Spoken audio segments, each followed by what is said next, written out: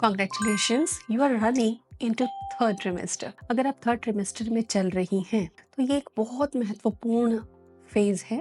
बच्चे का 70% से भी ज़्यादा वेट गेन इसी वक्त होने वाला है और बहुत सारे बड़े बड़े माइलस्टोन्स कवर करेगा आपका बेबी आपके गर्भ में। तो इस महीने इन माइलस्टोन्स को पूरा करते हुए कुछ सावधानियां, कुछ बातें आपको बहुत अच्छे से याद रखनी होंगी जिससे कि संभावित कॉम्प्लिकेशन से आप बच सकें और आपकी प्रेगनेंसी स्मूथ हैप्पी हो।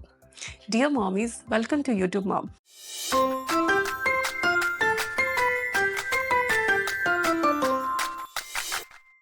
माना जाता है कि फर्स्ट और थर्ड ट्रिमेस्टर बहुत इंपॉर्टेंट होते हैं प्रेगनेंसी में और इस समय छोटी छोटी बातों पे गौर करना बहुत ज़्यादा ज़रूरी होता है।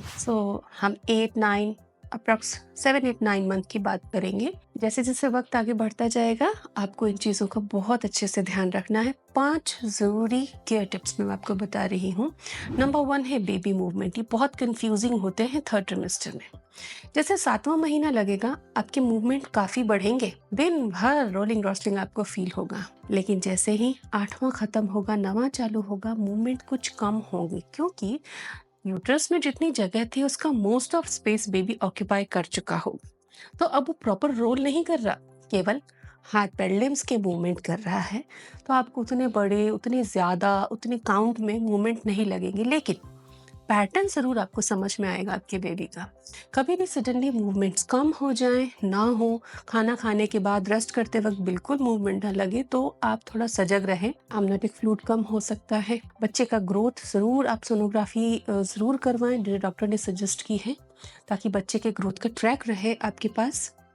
और मूवमेंट्स बहुत बड़ा मार्कर है बच्चे के गुड हेल्थ का, तो उसको आपको कम नहीं आंकना है कि 9वें महीने में तो बच्चा कम घूमता है, 4 दिन तक पता ही नहीं चल रहा है, पता चला कि कोई मिसहैप हो गया, आईओडी जैसी प्रॉब्लम हो सकती है, बीपी शुगर का आपको ट्रैक रखना है।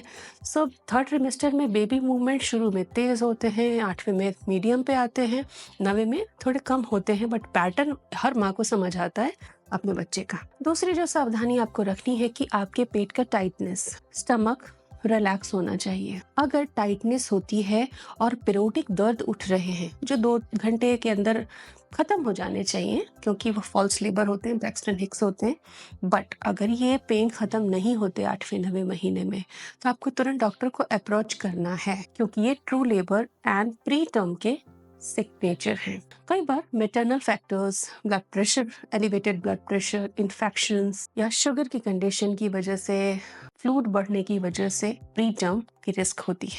तो आपको अपनी कॉन्ट्रैक्शंस को पहचानना है।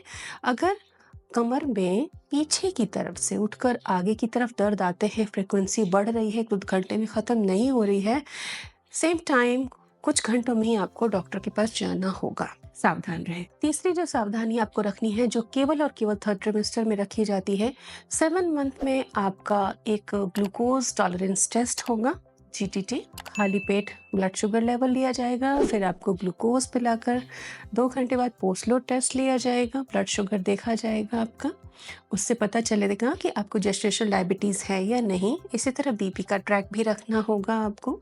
आईएसओ सर्टिफाइड कोई भी आप बीपी ट्रैकर घर में रख सकती हैं। एज ज़्यादा है, मल्टीपल प्रेगनेंसीज हैं, कॉम्प्लिकेटेड प्रेगनेंसी है, तो ताकि बार बार आपको घर से बाहर दौड़ना ना पड़े और आप अपना ब्लड प्रेशर ट्रैक कर सकें घर बैठे। इसी तरह शुगर के लिए भी आप आईएसओ सर्टिफाइड मशीन रख सकती हैं, ग्लूकोमीटर घर में। तो बीपी शुगर का ट्रैक आपको रखना है 8वें और 9वें महीने में, क्योंकि जेस्टेशनल डायबिटीज ब्लड प्रेशर को भी ट्रिगर करता है और शुगर बीपी कंडीशन होने पर बहुत ही सावधानी से 37 वीक तक प्रेगनेंसी को ले जाना जरूरी होता है। इसमें बच्चे को डिलेज होते हैं, डेवलपमेंटल डिलेज होते हैं, तो हमें इसको कंट्रोल रखना होगा जिससे कि बच्चे का ग्रोथ माइलस्टोन वो पूरा कर सके डिलीवरी के समय तक और सेफ डिलीवरी हो बच्चे की।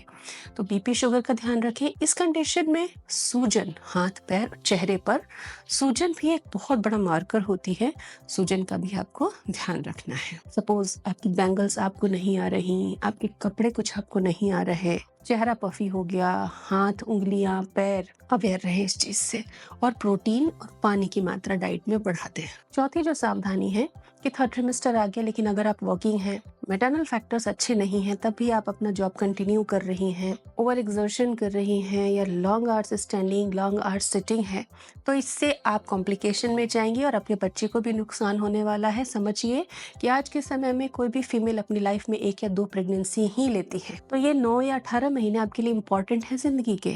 थोड़ा ठहर जाइए, समझदारी रखिए और इसको जटिल मत बनाइए।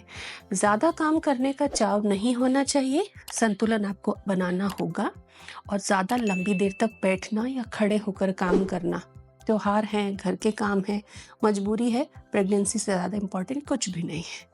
तो ये सावधानी बहुत ज़रूरी है, otherwise water break and swelling का खतरा बढ़ जाता है। लास्ट मंथ में इन्फेक्शन रिस्क बहुत ज़्यादा होता है, तो कोशिश करें कि जो वॉशरूम आप यूज़ कर रही हैं या जो टॉयलेट सीट आप यूज़ कर रही हैं, अगर वो वेस्टर्न है तो वो कॉमन ना हो। इन्फेक्शन रिस्क बढ़ जाता है, यूरिन इन्फेक्शन, वजाइनल इन्फेक्शन से बचना है।